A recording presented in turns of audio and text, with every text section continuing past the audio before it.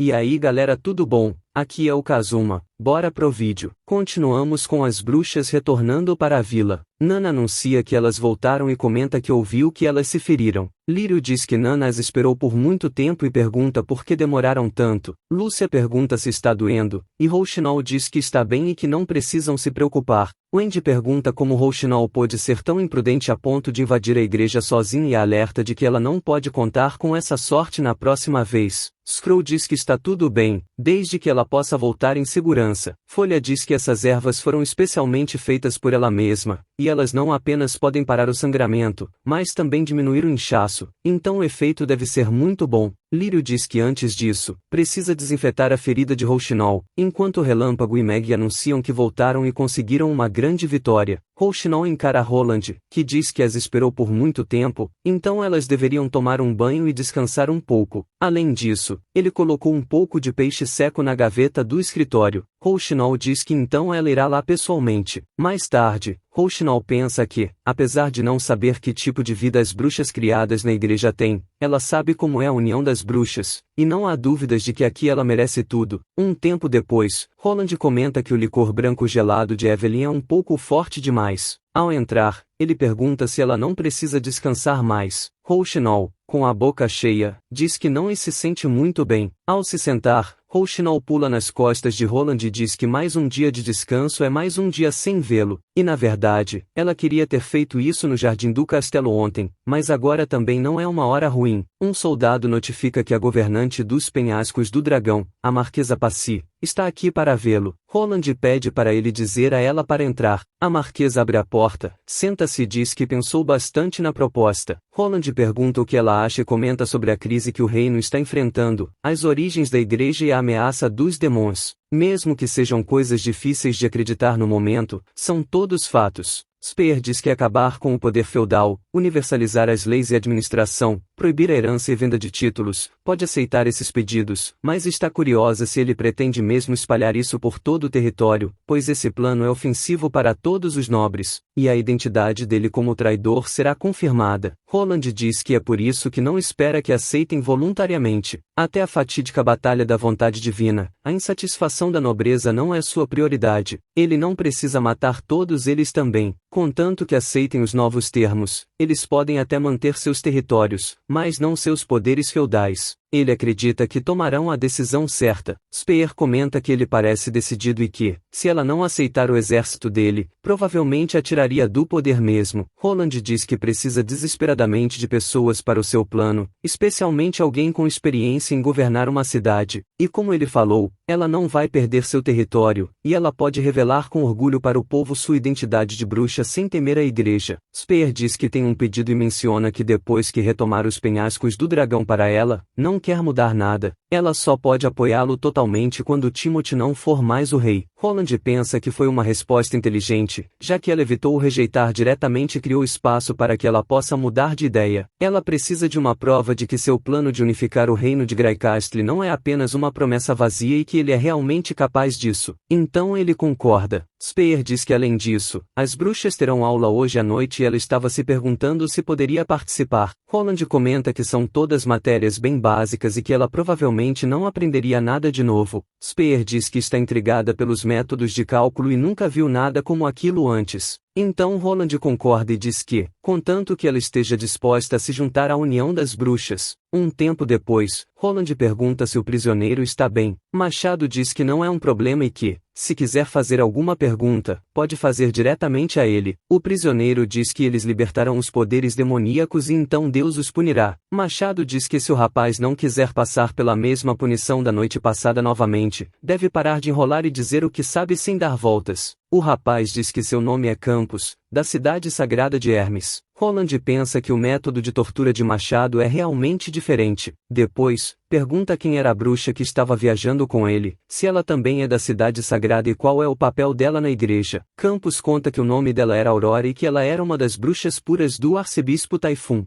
Ela não tinha papel algum na igreja. Holland pergunta o que é uma bruxa pura, e Campos diz que bruxas puras são aquelas criadas na igreja e são comandadas diretamente pelos arcebispos e pelo Supremo Pontífice. Então, ele não sabe muito sobre elas. Holland pergunta qual o motivo de ele ter sabotado a governante dos penhascos do dragão, e por que queria levá-la para Hermes. Campos diz que não sabe, sua única missão era monitorar Aurora, então não conhece o motivo exato e houve uma mudança de planos porque Aurora descobriu que a governante era uma bruxa. O novo Papa ordenou que enviassem todas as bruxas para a cidade sagrada para serem purificadas. Holland pergunta se ele realmente acredita nisso e questiona por que a igreja manteria a existência das bruxas puras em segredo se elas não possuem pecados. Campos diz que alguns crentes não são tão devotos o suficiente, então essa é a única forma por enquanto. Vemos Holland, Rouxinol e Machado com olhares aterrorizantes. Holland pergunta para onde eles planejam ir depois de sair dos penhascos do dragão,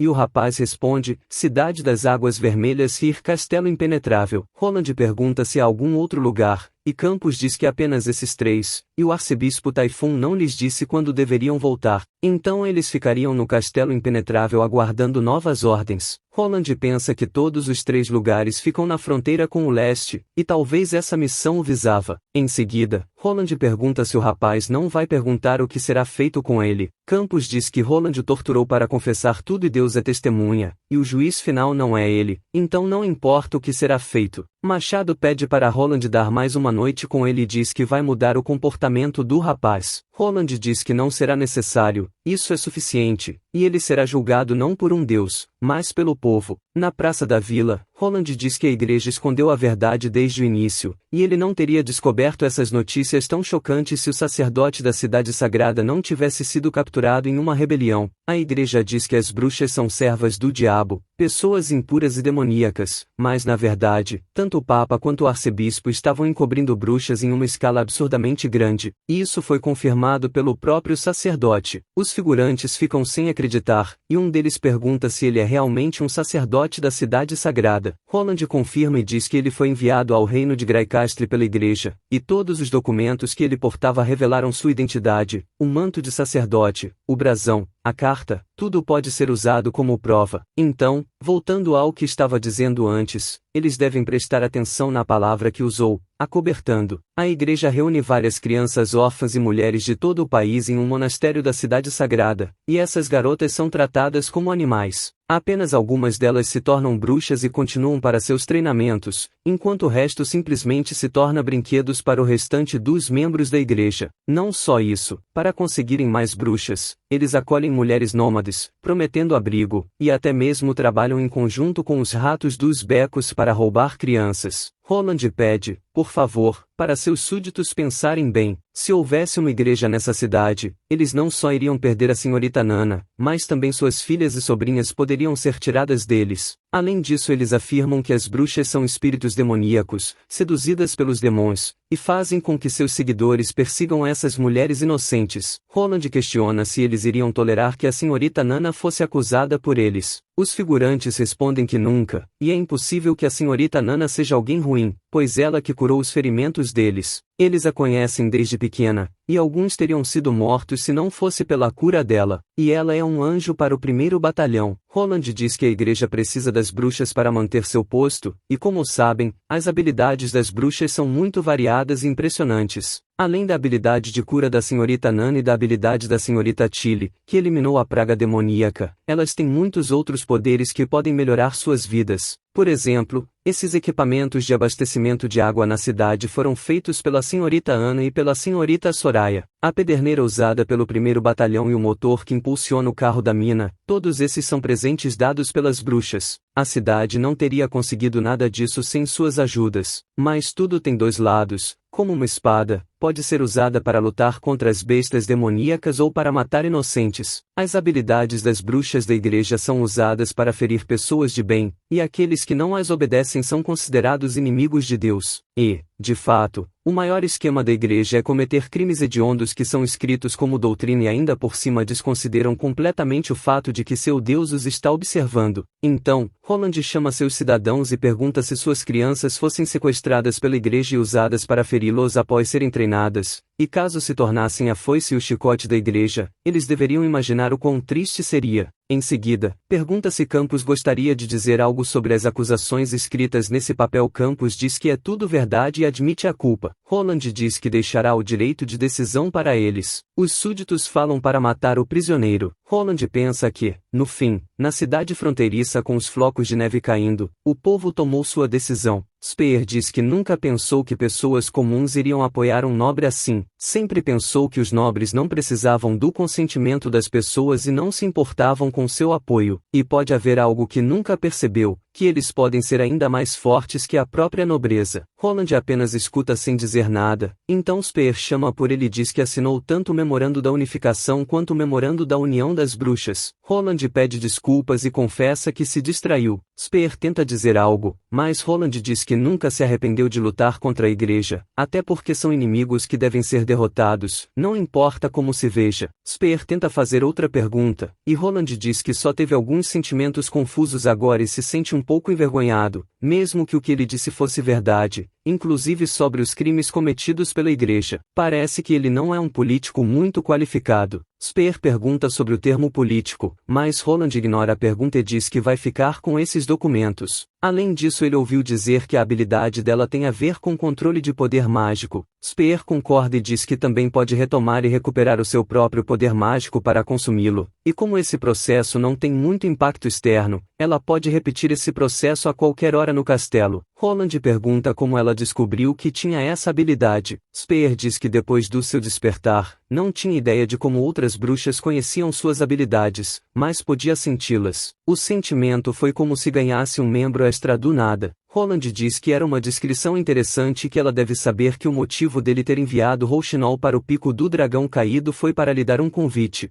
Speer diz que seria uma honra servir a ele. Do lado de fora, Roland apresenta Anne e Lu e conta que o poder mágico da Lua é considerado de baixo nível, mas o consumo de poder mágico dela é assustador. Lua diz que ela obviamente está no nível intermediário, mas isso não conta para uma bruxa despertada. Speer pergunta se ele quer que ela conecte os poderes mágicos delas e se Ana tem o maior poder mágico na união. Ana confirma. No entanto, Speer sugere que convidem mais algumas bruxas para vir, pois o estoque de poder mágico está relacionado com a idade delas. Mesmo se houver uma diferença, não seria grande. Roland diz que é apenas um teste, e se funcionar, vai pedir para mais delas virem. Speer concorda e usa sua habilidade. As garotas ficam impressionadas. Speer diz que elas podem sentir estranhezas no começo, mas devem relaxar, pois tudo ficará bem. Lua Prateada e Ana sentem o efeito da habilidade. Ao abrir os olhos, Speer se pergunta o que estava acontecendo ali e por que há um cubo sólido de metal em vez do poder mágico circulando. Além disso, o cubo é tão grande que ela se sente uma formiga e só pode ver o fim dele quando levanta a cabeça. Então ela tenta se conectar ao cubo. Ao se conectar, ela pensa que deveria se acalmar,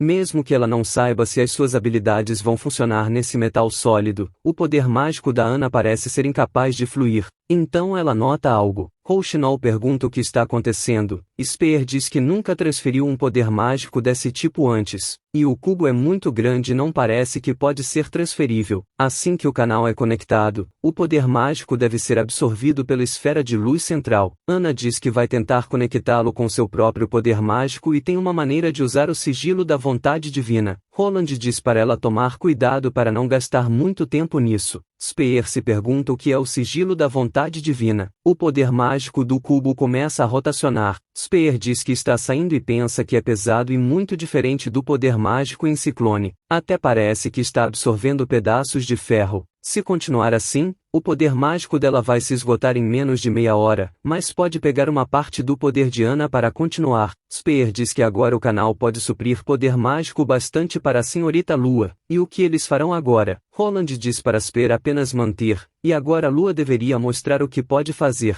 Lua concorda, respirando fundo com os olhos fechados. Speer pensa que é apenas a mediadora e, comparada a ela, Lua deveria estar sendo muito mais afetada. Mesmo assim, a garota não para de usar suas habilidades. Além disso, não importa quantas vezes ela use seu poder, o poder mágico vindo do corpo da Ana vai suprir em um instante. Parece que ela não é apenas um rostinho bonito, mas sim uma avalanche enorme. O canal todo continua tremendo, parecendo até que vai ser destruído por todo esse poder mágico. Essas garotas são verdadeiros monstros. Rouxinol diz para ela tomar cuidado. Speer agradece. Logo em seguida, Lua notifica que terminou e leva para Roland alegremente. Ele diz que foi um bom trabalho e que ela se saiu muito bem. Spear se apoia nas bruxas e pergunta o que é isso, pois parecia igual ao que era antes. Roland explica que é um ímã forte com força magnética variável, e ele não sabe se vai formar um vínculo com a Terra caso alguém o use. Se isso acontecer, essa força será descarregada, então eles têm que tomar cuidado. E como o nome cilindro magnético variável é muito longo, ele vai chamá-lo de Amanhecer e Ana disse motor elétrico. Lua fica impressionada por já ter um nome, mas Rochinol diz para não ligar para ele, pois é apenas algo que Ana consegue entender. Roland encaixa o ímã e diz para dar ignição, e se funcionar, eles terão uma nova fonte de energia na cidade. Lua concorda e puxa a alavanca, fazendo o motor começar a funcionar, deixando as surpresas. Lua pergunta se conseguiram, e Roland diz que ainda não, pois vai depender de quanto tempo ele pode trabalhar. Spear pensa que, obviamente, é apenas uma máquina de ferro simples e crua, mas parece que ele está olhando para joias. Spear pensa que Vossa Alteza e a União das Bruxas são incríveis enquanto Roland explica como funciona o motor. Roland diz que o motor elétrico já funcionou por 5 dias no total. Ana concorda e diz que o motor elétrico instalado com o Amanhecer N graus 1 está trabalhando noite e dia na mina e não parou até essa tarde. Lúcia comenta que agora está em paz e seus ouvidos estavam zumbindo um pouco, mas está melhorando agora. Roland diz que o experimento já tem um valor prático como uma nova fonte de energia, apesar dos limites de criação restringirem o uso. Isso ainda está longe de ser uma contribuição relevante para a revolução de energia, mas considerando apenas como uma forma de energia suplementar para motores a vapor e de combustão interna, isso pode ser considerado uma boa fonte de energia mesmo assim. Ele também pensa que ainda há parte ruim, recarregar o motor acabaria com a magia da Ana, Lu e da Spear. Mesmo que as três produzissem um amanhecer por dia, só conseguiriam sustentar 5 motores elétricos, mas talvez elas possam ser substituídas por outras bruxas, e comparando com a Ana, Soraya e Agatha, que geralmente estão ocupadas com trabalho, a maioria das outras bruxas não precisa usar todo o seu poder mágico ao longo do dia. Então, se o resto dos poderes delas pudessem ser usados para produzir mais dessas máquinas, ele diz para Wendy calcular o consumo diário de mana e a mana que sobra das outras bruxas da União, e então transferir esse poder para a Lua Misteriosa.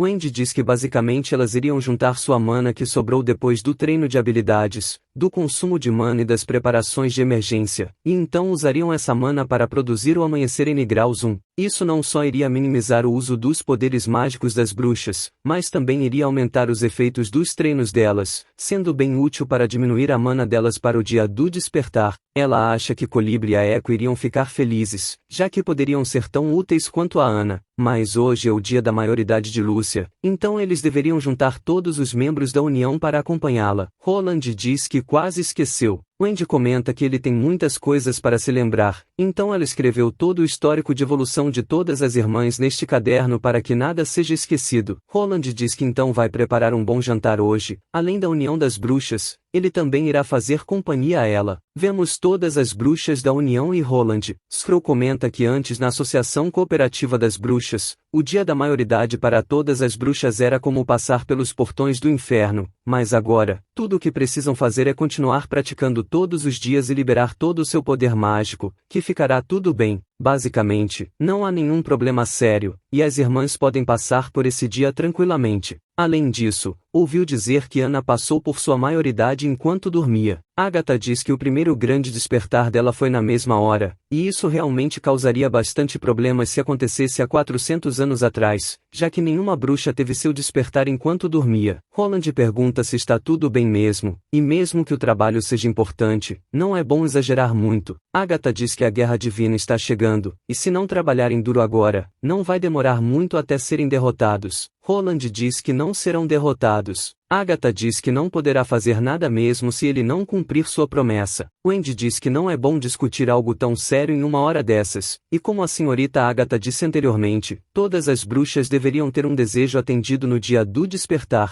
E já que é a vez de Lúcia, o que ela vai pedir? Lúcia começa a gaguejar, e sua irmã abraça e diz para pedir pão de sorvete, 10 deles, e elas vão dividir. Lúcia a repreende, perguntando se ela só pensa em comida, e logo em seguida pergunta se pode guardar esse pedido agora. Roland diz que podia, mas não vai aumentar a quantidade se ficar guardando. Lúcia diz que um já basta. Então, ela sente algo. Rouxinol avisa que começou, e Lúcia sente um aperto no coração. Wendy diz para ela relaxar e que o poder mágico faz parte do corpo dela. Lírio pergunta se deveriam falar sobre outra coisa para distraí-la, e Lua pergunta sobre o que. Lírio diz sobre os resultados da Lua na prova. Lua diz a Lírio para calar a boca. Lúcia dá um pequeno sorriso, e Lírio diz que deu certo. Lua pergunta qual foi a nota de Lúcia. Screw informa que foi 86. Enquanto elas conversam, a visão de Lúcia começa a embaçar. Rouxinol diz para pararem de brigar e diz que Lúcia não parece estar bem. Agatha diz para deixá-la ver se Spear pode fazer aquilo de novo. Roland pergunta o que era.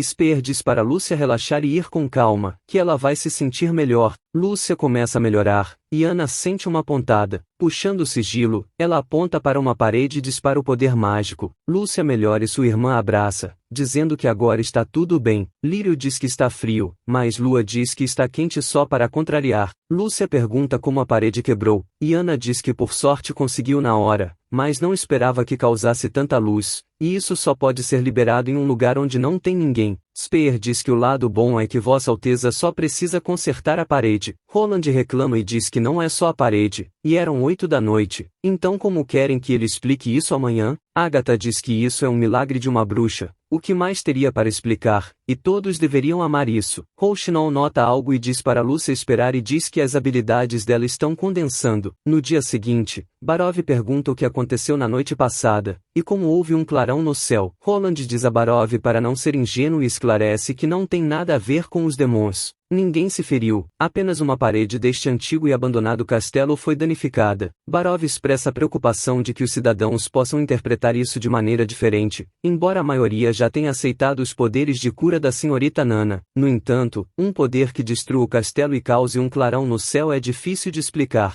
Roland sugere uma solução e pede a Barov para instruir seus subordinados a espalharem a notícia de que a luz dourada vista na noite passada foi quando Vossa Alteza capturou um raio para trazer luz ao povo. Ele anuncia que em breve estará construindo um dispositivo de energia na cidade fronteiriça, cuja base se assemelhará aos raios no céu. Este dispositivo poderá iluminar a cidade durante a noite, o que se encaixará perfeitamente com o boato. Barov então pergunta se Vossa Alteza é realmente capaz de criar raios. Enquanto eles conversam, Karl bate na porta e entra, demonstrando interesse em saber o que aconteceu na noite passada e as pessoas em volta dele também. Roland prevê que terá que passar o dia inteiro explicando os eventos. Katir, ansioso como um cachorro, pergunta preocupado se Vossa Alteza está bem, se machucou em algum lugar. Roland assegura que está completamente ileso. Machado bate na mesa e questiona se é um ataque dos demônios e se foram atacados enquanto dormiam. Roland explica que não é o caso, mas elogia a motivação de Machado. Kyle pergunta se tem relação com o sigilo da vontade divina ou nitroglicerina, fazendo Roland observar que Kyle parece ter sido atingido por um raio ao examiná-lo melhor. Mais tarde, depois de explicar tudo, o grupo parte, deixando Roland aliviado. Pouco tempo depois, enquanto tomava seu chá, Tilly entra, surpreendendo Roland, que a tranquiliza e diz para ela não se preocupar com o que aconteceu ontem. Tilly informa que já sabe o que ocorreu, pois perguntou a Ana antes de vir aqui, e Ana explicou tudo,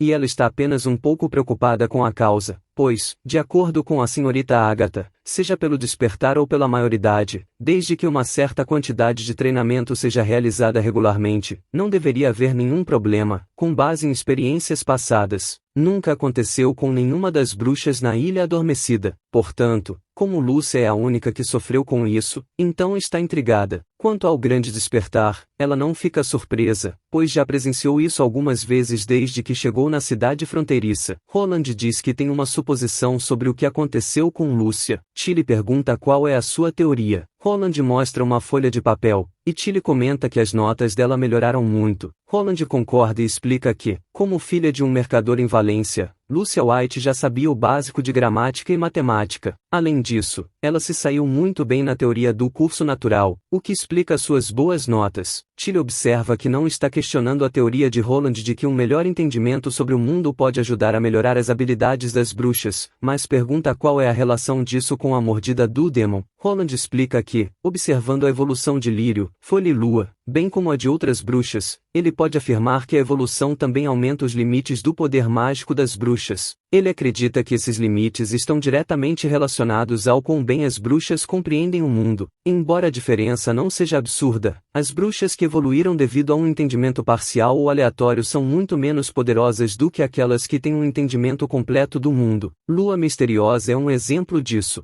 Mesmo fazendo parte da união das bruxas, sua evolução foi baseada em uma compreensão parcial, resultando em um poder mágico inferior ao de Ana ou Soraya. Tilly pergunta se ele está sugerindo que o poder mágico da senhorita Lúcia estava abaixo do normal em dias comuns e que, no dia do despertar, o corpo dela se ajustou para um nível diferente de poder mágico, e mesmo que sua habilidade tenha evoluído durante a maioridade, isso causou uma sobrecarga em seu poder mágico, que era muito maior do que ela poderia suportar. Holland confirma que é exatamente isso, mas prefere pensar que há 3 tipos de aumento de poder: o aumento de poder mágico no despertar, no dia da maioridade e durante a evolução. Ele acredita que os 2 primeiros são processos passivos, enquanto o último é voluntário. Tilly pergunta se ele realmente acha isso, e Holland responde que sim, explicando que a evolução não causa a mordida do Demon. Se isso acontecesse, Ana já teria sido afetada pela sobrecarga de poder durante a evolução. Portanto, ele presume que há um limite para o poder mágico, e quando as bruxas ultrapassam esse limite, ocorre a mordida do Demon. A prática diária gradualmente aumenta esses limites, daí a necessidade de as bruxas utilizarem todo o seu poder antes do despertar. Tilly expressa que a teoria de Holland é interessante e questiona se ele acredita que a onda de poder mágico gerada pela evolução da senhorita Lúcia foi resultado de um espaço insuficiente para o poder mágico no dia do despertar, levando-a a ultrapassar o limite que tinha e causando o acidente. Holland confirma que é exatamente isso, acrescentando que Ana passou pela mesma experiência durante sua primeira evolução ao atingir a maioridade. No entanto, a capacidade de poder mágico de Ana já era incrível, então seu limite era muito maior do que o das bruxas comuns. Isso também explica por que Lúcia voltou ao normal depois de liberar o poder mágico, já que aquele poder não pertencia a ela mesma. Tilly comenta que a teoria de Holland já explica muitos problemas, como por que as bruxas têm formas diferentes de poder,